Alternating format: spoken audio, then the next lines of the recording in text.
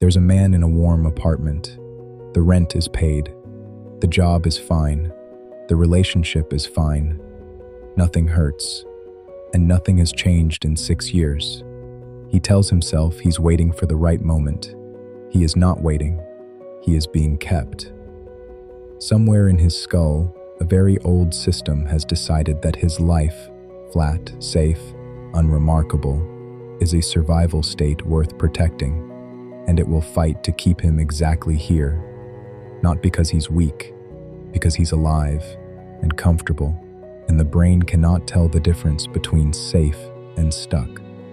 By the end of this video, you'll know the signal your mind sends the moment it's about to trap you in comfort, and the one move that breaks the loop before it closes. Your brain was not built to make you happy. It was built to keep you alive long enough to reproduce. That's it. That's the whole job description. And for that job, change is dangerous. A new job, a new city, a new relationship, a new habit, all of it is unmapped territory. To a brain running on ancient software, unmapped territory means predators, so it built an alarm system, the amygdala, and gave it one instruction. If the current situation is not actively killing you, do not let them leave it. That instruction doesn't care if the situation is a cozy apartment or a cage. Comfortable and safe register as the same word in the oldest part of your mind. This is why the loop is so hard to see from inside it. It doesn't feel like fear. It feels like peace.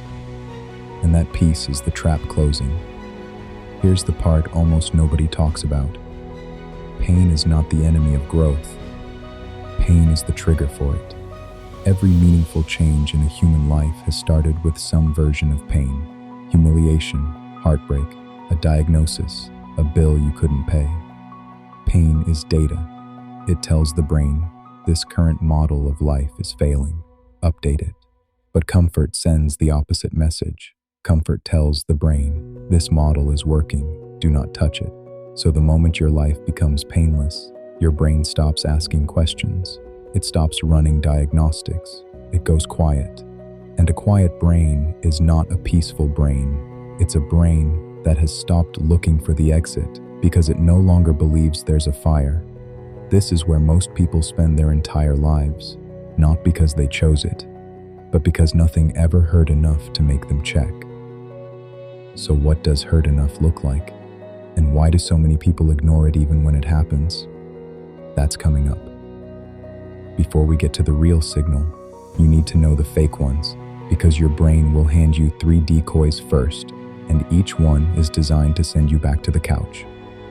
Decoy 1, boredom. You feel bored, so you assume you need entertainment. A show, a scroll, a snack. But boredom in a stagnant life isn't a request for content. It's your mind's way of saying, we have stopped growing and I don't know how to tell you. Decoy 2, irritability. Small things start to annoy you. A coworker's tone, a partner's habit, traffic. That irritability is rarely about the thing in front of you. It's pressure with nowhere to go, because the life containing it hasn't moved in years. Decoy 3, fatigue. You sleep 8 hours and still feel tired. Not the tired of overwork, the tired of underuse. A mind with no real challenge in front of it will manufacture exhaustion just to have something to feel. Each of these decoys sends you toward more comfort, more rest, more distraction, more numbing, and each one makes the trap a little deeper. There is exactly one signal that doesn't send you back to the couch, and it feels almost nothing like the other 3. The real signal is quiet. It doesn't arrive as a crisis. It arrives as a very specific, very unwelcome thought, usually at night, usually when nothing is wrong. Nothing is wrong, and that's the problem. That thought is uncomfortable in a way boredom and fatigue never are. Boredom asks to be entertained. This thought asks to be answered. It's the moment your mind briefly overrides its own comfort programming and tells you the truth. The absence of pain is not the presence of a life. Most people meet this thought once, flinch, and reach for their phone. The thought goes quiet again. The trap resets. But here's what almost nobody is told. That moment of discomfort, the flinch itself, is not weakness. It is the only working alarm you have left. Everything else has been muted by comfort. That flinch is the last honest thing your mind will tell you before it goes fully back to sleep.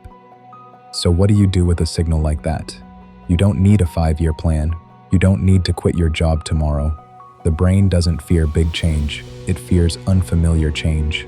So the move that actually breaks the loop is small, deliberate, and slightly uncomfortable on purpose. Psychologists call this voluntary discomfort, choosing a small, controlled dose of difficulty before life forces a large, uncontrolled one on you. A hard conversation you've been avoiding, a cold email, a workout when you don't feel like it, not because the task itself matters much, because every time you choose discomfort on purpose, you send your amygdala new evidence. Discomfort is survivable. It doesn't have to mean danger. Do that enough times, and the alarm system slowly relearns its job. It stops equating unfamiliar with unsafe. And once that happens, once discomfort stops feeling like a threat, comfort stops feeling like a cage. That's the whole trick. You don't defeat the trap by removing comfort. You defeat it by proving to your own nervous system that you can leave it and come back alive. The man in the warm apartment is still there right now. Maybe he'll stay another 6 years. Maybe tonight, at 2 a.m., that one thought finds him again. Nothing is wrong, and that's the problem. The difference between the version of him that stays and the version of him that changes isn't intelligence. It isn't luck. It's whether he treats that flinch as an inconvenience to silence or as the last honest signal his mind has left. Comfort was never the reward. It was the sedative. And the people who change aren't the ones who feel the least fear. They're the ones who learn to act while still feeling it.